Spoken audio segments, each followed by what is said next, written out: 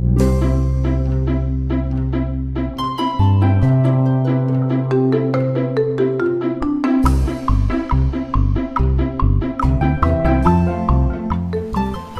่ทรงค่าไม่ทรงหอมส้มหัดตอนพี่น้องค่ะผู้มาปั่นยังตัววิดีโอข่าวผ่านตั้งสอนยูทูบเกี่ยวใจกูก็กูเจ้าขนอดเอาขาตอนตาวันในก็มาทบกันจอมข่าวในรายการตั้งหูตั้งหันเนี่ยค่ะเนาะตอนตาวันได้ก็ตีเอาลองตั้งหูตั้งหันแต่มีข่าวงาวมาผักตอนมันพี่น้องเอาขาในขนอดที่ในสอนยูทูบข่าวก็แต่มีรายการถามตอบปัญหาในขนอดเกี่ยวกับธรรมะตราในขนอดสังเกตว่าพี่น้องค่ะไผก็ไหลว่าอะไรมาตัวเมียนวิดีโอข่าวยาวอันนั้นก็ผู้ที่ติดตามตัววิดีโอข่าวที่ส่องยูทูบข่าวในก็สังเกตว่าพี่น้องค่ะมีปัญหาสังใครถามสังเกี่ยวกับธรรมะตราคอไหลปุกไหลโหไหลในก็ถามมาอะไรอยู่ในขนอดพี่น้องค่ะก็เข้ามาติดส่องยูทูบข่าวขนอดยาก็เข้ามาติดใต้วิดีโอข่าวในขนอดยาก็เตรียมดิกมาในขนอดเตรียมดิกมายาก็ใครหูสังใครถามสังลองสังเตียนลำปองใจนั้นก็ถามมาอะไรอยู่ในขนอข่าวก็ตีมาเข้ามาตัวเสียก็เก็บหอมไว้ในขนอเพราะว่ามันมีหมอก5-6 คอในเอากาศถามผู้ที่มีตั้งหูตั้งหันเกี่ยวกับธรรมะตรานั่นขนาดนอยาก็ตีมาตอบปันพี่น้องข่าในขนอกูเจอกูเมียวในขนอป้อมมีการถามก่อนมีการตอบในขนอเพราะว่าเอาขาดตั้งการถามขึ้นมาเย้าในก็ขาดได้ฮู้การตอบในงานเนาะ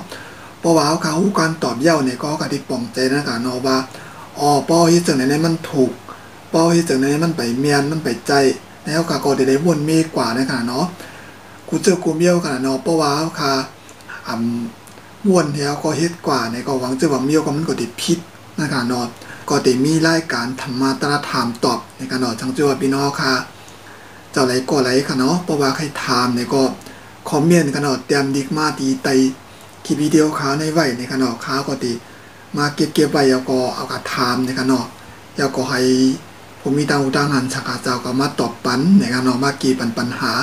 เดี๋ยวค่ะใครฮู้นั่นนะคะเนาะที่เป็นจังนั้นขนอพี่น้องค่ะก็เพราะว่าเลยมาตัวเหมือนคลิปวิดีโอข่าวยาวเนี่ยก็วนตัวในขนอว่าเขามีปัญหาสั่งติดฐานอย่างนี้เนาะเนี่ยก็พี่น้องค่ะก็วนตัวแล้วก็ถามมาอะไรอยู่ในขนอข่าวก็ตีมาเก็บไว้แล้วก็เอากระถามในขนอ1 คลิปในข่าวยังอ่านไว้ว่าหาขอในขนอก็อย่าพ่อพี่น้องค่ะถามมาน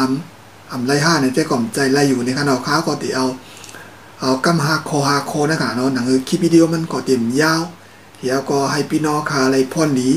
ข่าวก็ได้ไรพ่นดีพี่น้องค่ะก็ได้ไรพ่นดีนะครับเนาะไรพ่นดีตั้ง2ผ่ายแล้วก็ให้พ่อเป็นตอนช้อนตอนตาเดียวใจในจัดปานเฮาค่ะกว่าในขณะเนาะอันนี้ก็ใครผิดหมอกพี่น้องค่ะกูก็ตีคำมาปันเที่ยงตัววิดีโอข่าวผ่านทางช่อง YouTube ในขณะเนาะเอาค่ะยินจมพี่น้องค่ะกูก็ขนาดตีคำมาปันเที่ยงกดไลค์กดแชร์กดติดตามปันเที่ยงใจค้ามาดัดสีในขณะสังเจ้าพี่น้องค่ะเพราะว่าคำว่าตัวใหม่ๆในก็เพราะว่าไปเลยติดตามในก็แค่ต่อกดติดตามปันเที่ยงใจค้าอีกหนึ่งในขณะยาวก็กดเต็กป้ายหิงในขณะเพราะพี่น้องค่ะเต็กป้ายหิงก็เพราะว่าข่าวเอาคลิปวิดีโอลงมาเมื่อไหร่ก็พี่น้องค่ะก็ตีหันนั่นค่ะเนาะตีเป็นเส้นในค่ะเนาะเอาการยินชมพี่น้องกับกูก็ค่ะเนาะอย่าไปลืมกันเนาะพอพี่น้องค่ะมีปัญหาสั่งในก็เตรียมดิเข้ามาตีช่อง YouTube ข่าวในก็อะไรอยู่ในค่ะเนาะตีใต้คลิปวิดีโอข่าวในค่ะเนาะข่าวก็ตีเก็บหอมตอมจู้ไว้แล้วก็เอาถามผู้นี้มีตั้งหูตั้งหันสั่งเจ้าเขาให้เขาเจ้ามาตอบปันในค่ะเนาะตอนตาว่ามันในก็ตีขึ้นรายการตั้งหูตั้งหันธรรมะตราข่าวไว้ที่ในก่อนในค่ะเนาะคลิปตั้งนามาเข้าคาจากไหนมาตกจมกันแทนค่ะใหม่สงค่ะ